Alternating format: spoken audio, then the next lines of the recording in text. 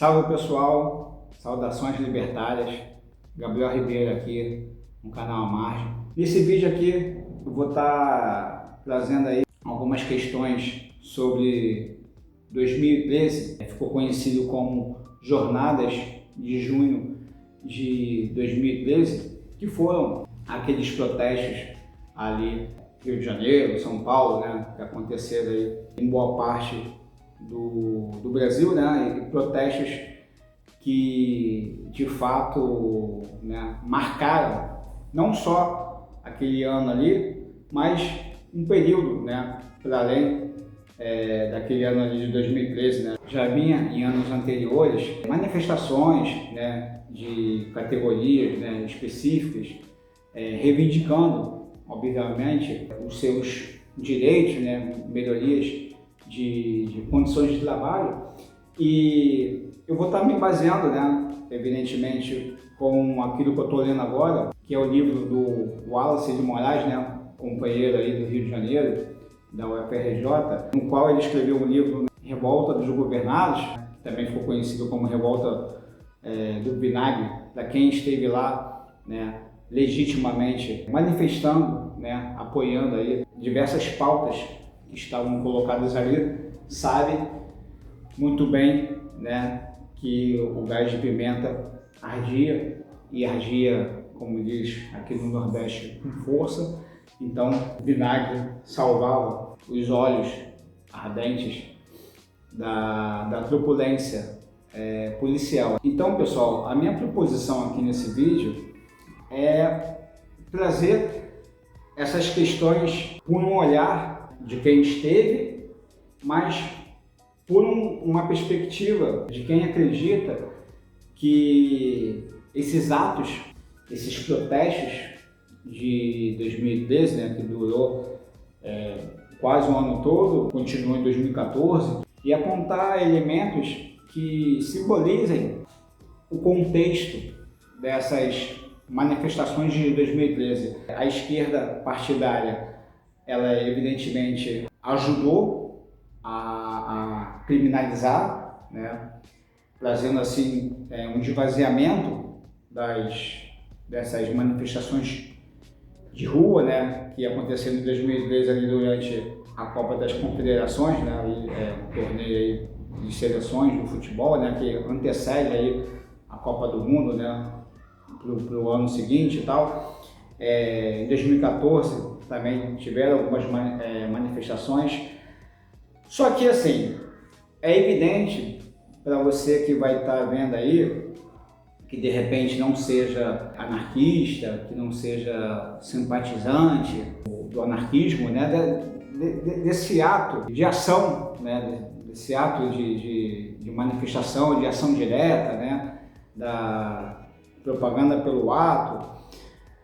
Quem não está enturmado, vamos botar assim, com essa pegada, digamos, insurgente, pode achar assim, porra, Gabriel, mas depois de 2013, a direita, né, ela ocupou um lugar, né, digamos assim, nesse imaginário sociopolítico, e que, porra, em 2025, eles estão aí, né?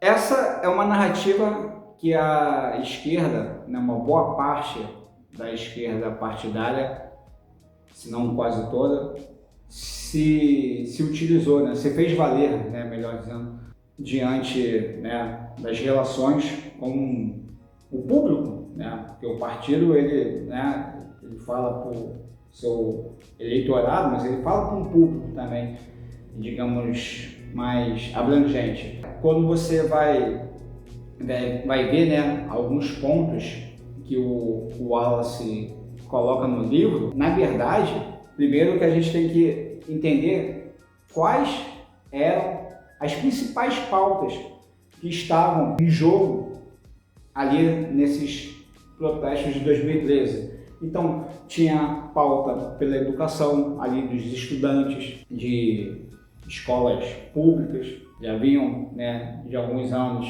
ocupando algumas escolas, já tinha, não sei se em 2011 já tinha ocorrido aquela manifestação que ficou conhecida como rolezinho, né? Jovens ali da dita periferia ocupando os shoppings, né? São Paulo, Rio de Janeiro, né? Talvez em alguma outra capital. Então tinha, né, uma pauta, digamos assim, primordial, que era a das condições dos trabalhadores, salário, carga de horário ali, né, de trabalho, transporte público, infraestrutura, né, da cidade, melhoria, né, então reivindicações por melhorias de saúde. Então não dá para a gente analisar 2013 sem ter cautela, sem olhar com calma, sem cair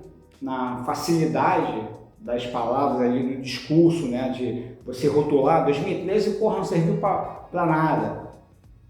Só serviu para abrir as portas para a direita, para uma extrema-direita, né? Mas a gente, quando pensa numa sociedade minimamente provedora ou que permita ações, que permita condições mínimas para que, né, esse bem-estar social prevaleça, é óbvio que quando a gente vai olhar já ali em 2013, que era governado ali pelo governo petista, em 2013 o poder de compra já estava complicando, né, já estava ficando complicado. Como eu já mencionei, transporte público bem precário, então tinha as questões da passagem, então teve o movimento Passe Livre, articulou bem até o de São Paulo e Rio, que diga-se de passagem, é um movimento horizontal, sem lideranças, sem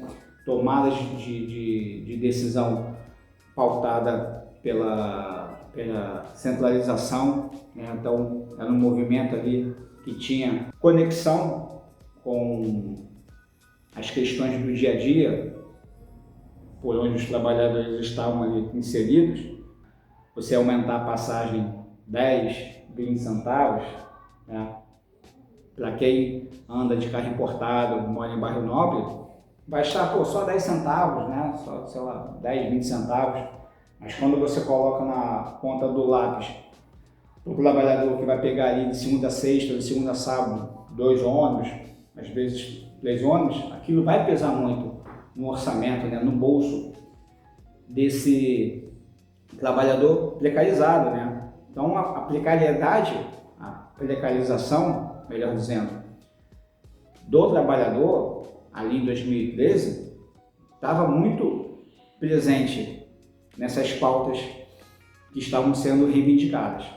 Portanto, é honesto e muito importante anarquistas, insurgentes, marxistas libertários, simpatizantes, o povo, né, como um todo, né, entre aspas, porque esse termo causa, às vezes, né, umas confusões, mas a massa, né, vamos botar assim, que também estava inserida ali, de trabalhadores, enfim, né, desempregados, enfim, artistas,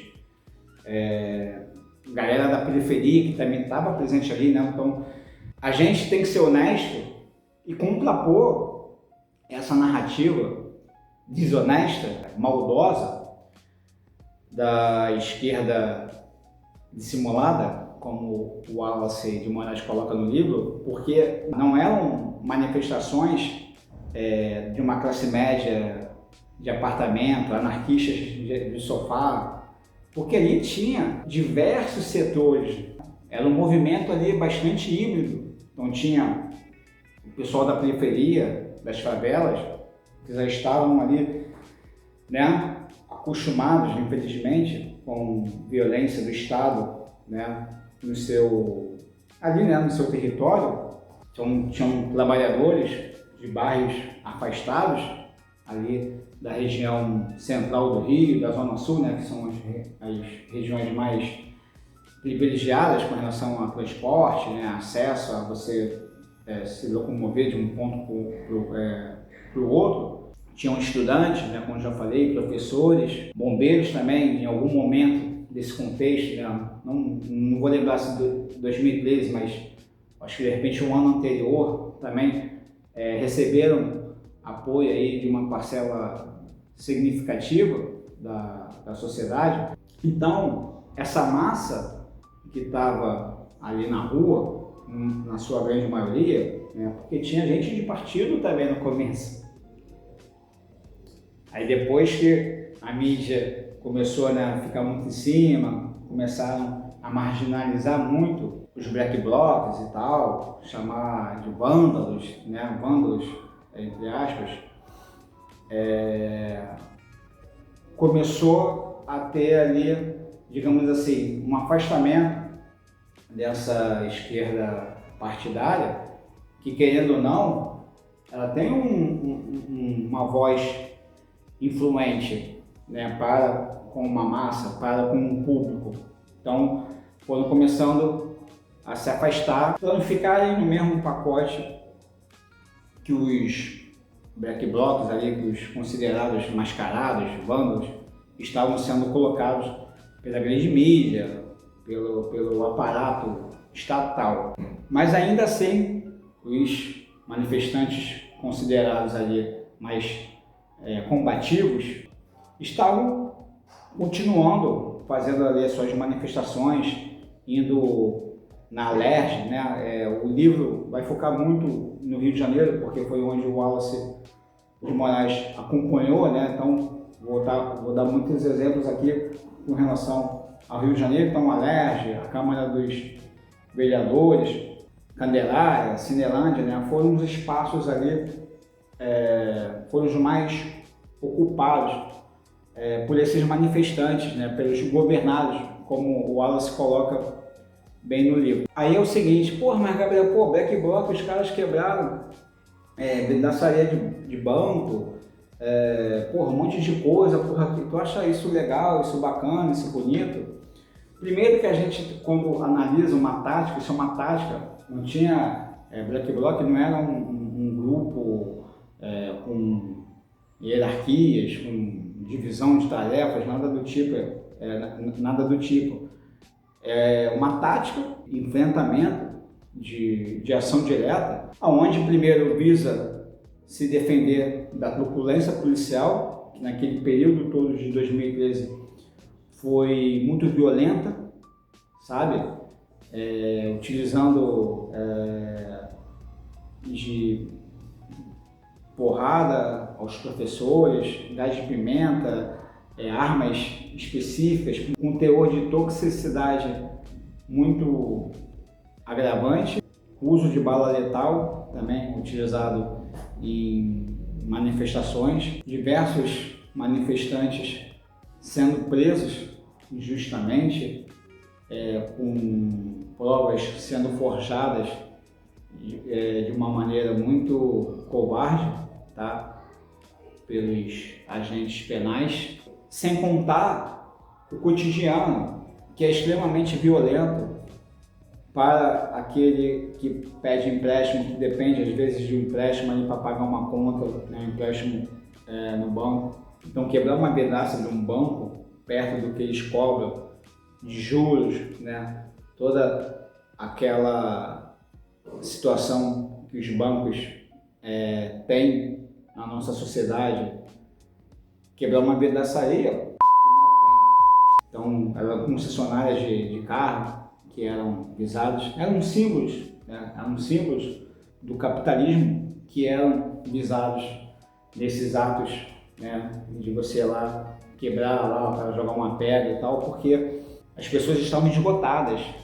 Então, acho que aqui entra, digamos assim, o X dessa questão de 2013, que é complexa, merece um vídeo bem trabalhado, não estou falando, aqui não é um vídeo de resenha desse livro, porque eu estou no final da leitura, porque já dava para vir aqui fazer esse vídeo comigo aparecendo, agora estou aqui botando a cara sem temor algum, mas sendo bem concludente. Então, o X da questão de 2013 é o esgotamento dessa política de representatividade, né, ou de representação, que o povo ali, a massa, já não estava mais aguentando, porque a gente tinha um governo já lá em 2002, ali, 10 anos, de governo, mais de 10 anos de governo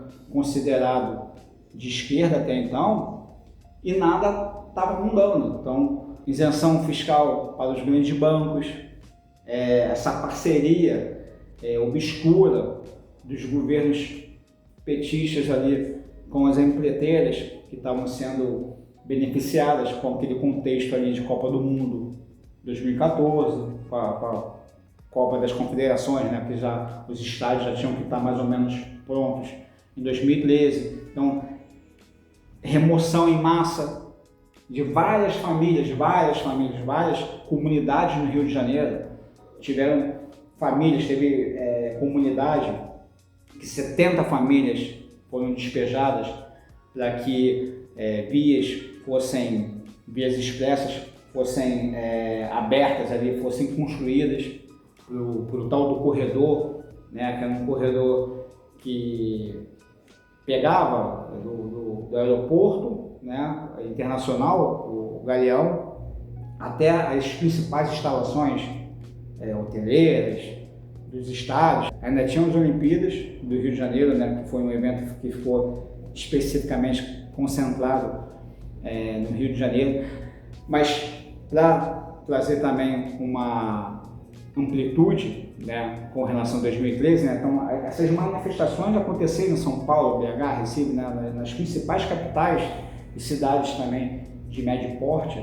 Então 2013 também teve uma mobilização interestadual, interregional extremamente importante, porque os movimentos, né, as pessoas, aí a página de Facebook foi muito importante, né? Até então o algoritmo não tinha essa censura toda como tem, né? A partir disso começou a censurar muito, limitar muito, apagar eventos, palavras-chave, né? Então começou a censurar muito essas expressões. Então é bom frisar que em 2013 muitos atos, muitas manifestações eram organizadas através, né, divulgadas pela rede social, que naquela época era o Facebook, que predominava.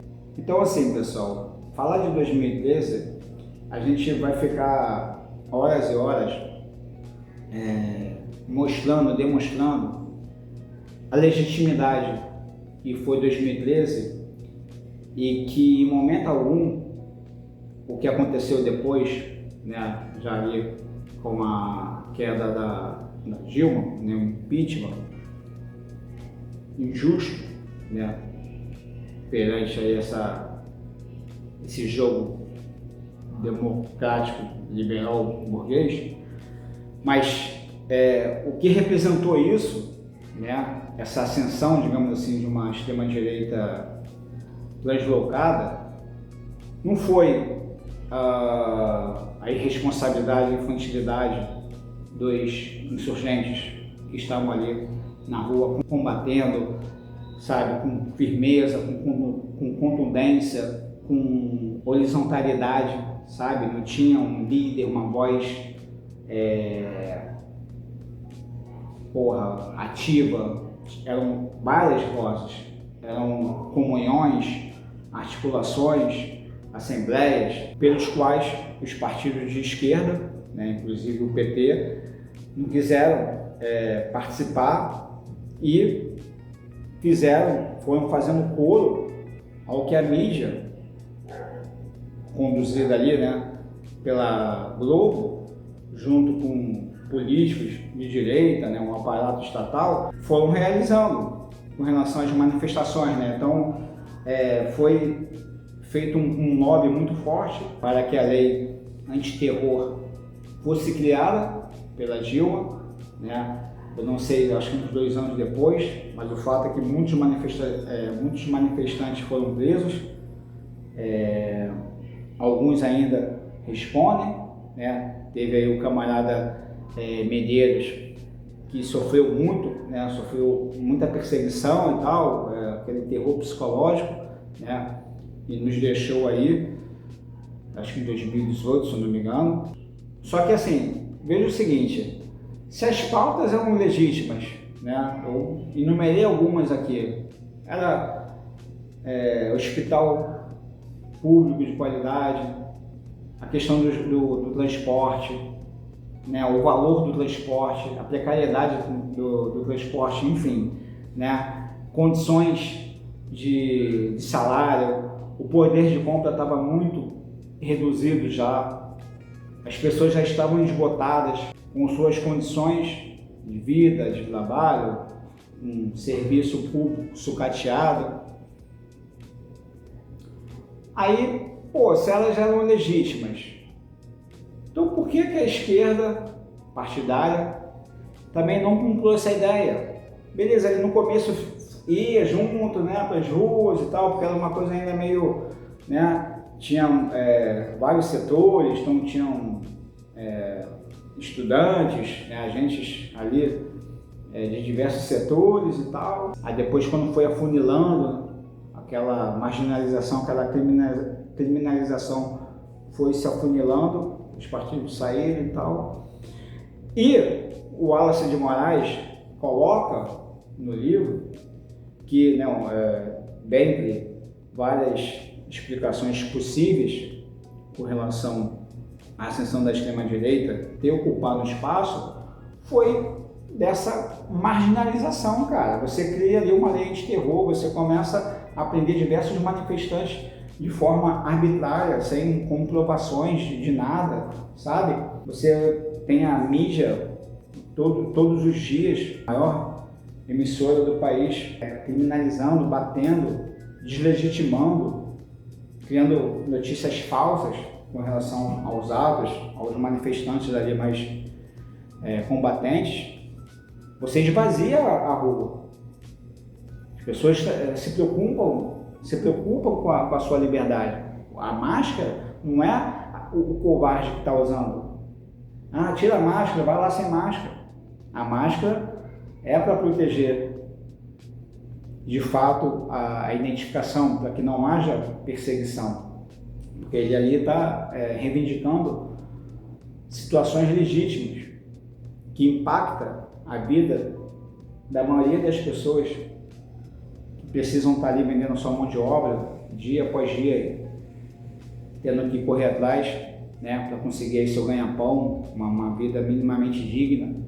Aí, né, dentro de 2013, também, além dos insurgentes, né, vamos botar assim, que inclui aí essa galera anarquista, marxista, libertário e tal, tinha os partidos também, e tinha também um coro, digamos, nacionalista, que era a galera que era até compreensível o cara chegar com uma camisa da seleção brasileira, cantar o hino, né, porque tamanha propaganda nos meios de comunicação que fazem, né, desses símbolos uma representação, né, da identidade nacional. Então, ali em 2013,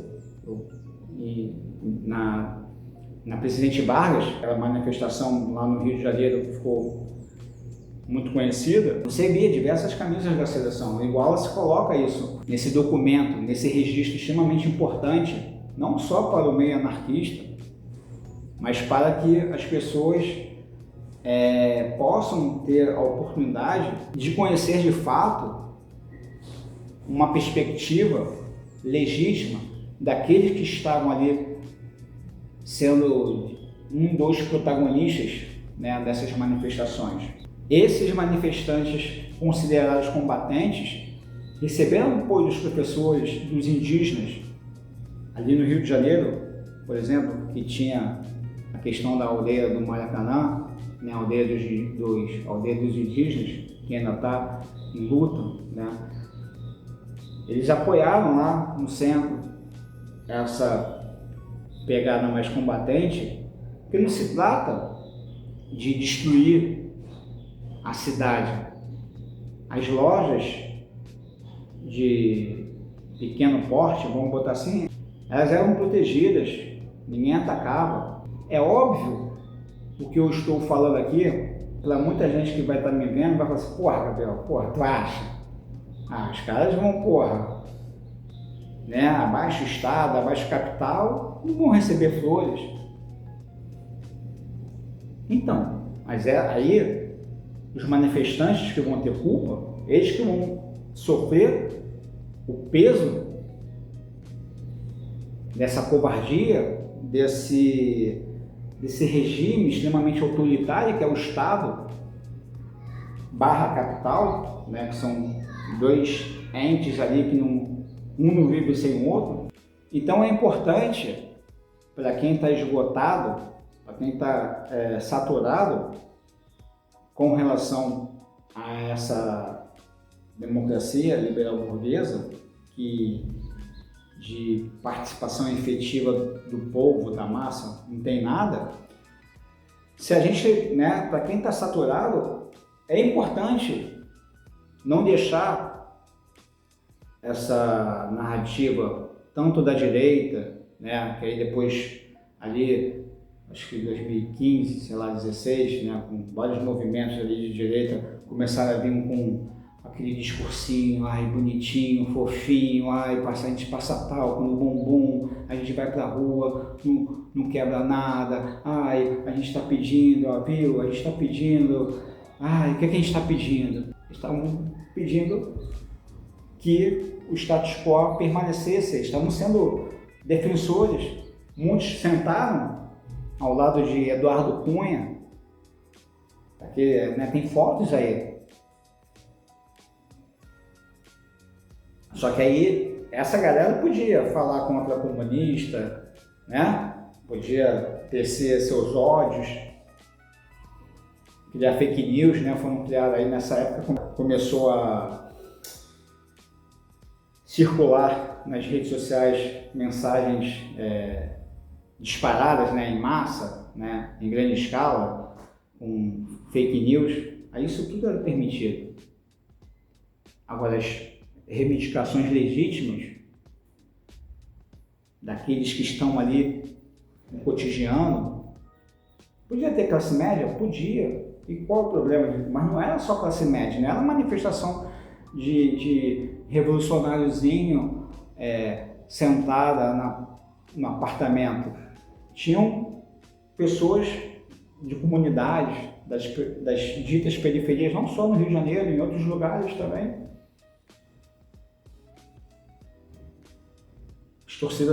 Parte das torcidas organizadas de futebol também se fizeram presentes, porque também, né, uma coisa interligava a outra, né, o preço dos ingressos, né, então são pessoas comuns também que vivem no dia a dia, né, muitos vão trabalhar no dia a dia. Enquanto isso, a farra das empreiteiras, os locais onde iam acontecer os jogos. Se você pega o Rio de Janeiro, vários governadores foram presos. A dona FIFA, quanto que ela não lucrou com os jogos da Copa do Mundo, principalmente aí nessas regiões onde tiveram maiores concentrações de turistas, as empresas que vieram aqui fazer sua propaganda, pagando dinheiro forte para a FIFA, as custas de remoções das famílias, como aconteceu ali naquela comunidade ali da Mangueira, perto do Maracanã, sabe? Então é extremamente revoltante. É óbvio que a gente tem que ser muito ponta firme e não podemos falar tudo, porque aqui o canal não se trata de ser vanguarda de porra nenhuma, saca? É na rua que a gente conversa, é na rua que os encontros acontecem. Mas aqui como é um canal de comunicação libertária, que propõe olhares descentralizados, eu, enquanto anarquista, para além disso, questão de firmeza, saca? Para com o meu filho, para com os que estão vindo aí depois da gente, deixar ali registrado, documentado, que as pessoas que apanharam e foram presas injustamente, que algumas perderam a vida, e faço aqui uma menção, digamos, honrosa, tão quanto a dos manifestantes, mas ao jornalista Santiago, lá, o cinegrafista, que morreu, né, por causa de uma fatalidade, né? Dizem que foram 2 manifestantes lá que soltaram lá o morteiro, mas não se fala da truculência da polícia nesse dia, da própria emissora que o Santiago trabalhava, que colocou o cinegrafista lá em risco, sem proteção, sem segurança nenhuma, que tem lei, né? Tem responsabilidades que as emissoras têm que seguir para com os seus funcionários. Então é uma menção evidente, aqui o Wallace coloca isso no livro. Toda morte é trágica, mas a de manifestantes também é. As pessoas que perderam seus filhos com bala bala perdida nas comunidades, nas favelas do Rio de Janeiro e algumas outras aí pelo Brasil. Então fica aqui, né? 2013 não foi bagunça, pela perspectiva que a plutocracia, como o Wallace coloca, a plutocracia dos militares, dos governantes, da grande mídia e até a dissimulada, que é a esquerda partidária, esses agentes, eles não podem estar reproduzindo mentiras, falsas impressões, análises infundadas, querendo esconder o que estava por detrás desse levante, né? Ali que aconteceu, sobretudo, em 2013, um pouco mais depois, em 2014, porque ali não se tratava meramente só de um grupo como o Anônimos, né, o Movimento Passe Livre, conduzindo os atos. Ali eram pessoas de diversos setores, idades, que não são cegas, que observam, têm capacidade de analisar no dia a dia. Quem sofre na pele sente. Alguns fazem questão de fingir que não estão sentindo, né? Mas paciência. Mas a questão é essa, que a gente não deixe 2013 cair, sabe, no esquecimento, porque hoje a extrema-direita ela, né, foi ocupando um espaço justamente porque os manifestantes ali, os mais combatentes, a galera ali mais insurgente, ela sofreu aí uma sacanagem, né? Não sei se esse é o termo correto, mas uma traição, uma covardia por parte da esquerda partidária que deixou uma lacuna, parceiro, né? Aí no espectro político, né? Nas ruas, que a extrema-direita ocupou com tapete vermelho, né? E aí a gente está aí em 2025 com esses novos com essas novas ramificações que ainda sangram, que ainda deixam feridas por conta desse contexto aí de 2013. Beleza? Talvez eu não estou acompanhando aqui o tempo, possa ter ficado um pouco extenso o vídeo, mas dá para perceber que é um tema bem importante, complexo, e que a gente não pode deixar nem a direita desavergonhada, nem essa esquerda partidária dissimulada tomarem conta do que aconteceu num momento muito importante para o nosso país, que foi de esgotamento, de revelações, de articulações, pelos quais aqueles corpos saturados estavam só extravasando, propondo, sabe, soltando as suas vozes para que algumas boas coisas fossem colocadas em pautas. Então, pessoal, esse foi o vídeo aí. Pedir a gentileza aí para quem está gostando dos meus vídeos, quem gosta aqui da perspectiva à margem, compartilha aí os vídeos, o canal aí com seus amigos aí, para sua rede. Isso é muito importante aí para o andamento do nosso trabalho, beleza? E aí, quando eu terminar o livro do Wallace, estou lendo ele digital, eu venho aqui, né, coloco aqui umas impressões, digamos assim, mais encorpadas, para que a gente possa ir soltando aí essa semente, né, que essa semente pegue fluxo aí pelos ares e atinjam quem tiver que atingir aí, quem tiver solícito, né, conectado com essa perspectiva mais libertária, que visa